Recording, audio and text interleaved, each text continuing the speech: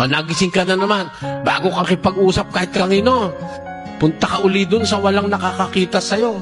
Manalangin ka uli. Panginoon, salamat po. Iniligtas mo kami sa magdamag. Maraming pwedeng mangyari sa magdamag eh. Sa ngayong umagang ito, nakikiusap po ako uli sa iyo. Ako po'y maghahanap buhay. Papasok sa eskwela ang aking mga anak. Maiiwang mag-isa ang aking asawa. Sana po, samahan mo kaming lahat saan man kami po maroon. Iligtas mo po kami sa masasamang tao. Iligtas mo kami sa mga panganib sa daan.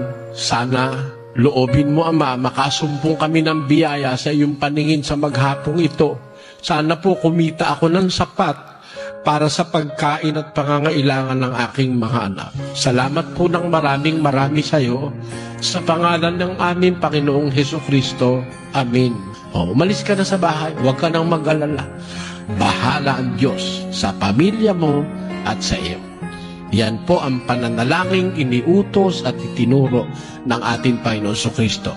Ito ang pinakamabuting pag-asa ng isang Kristiyano.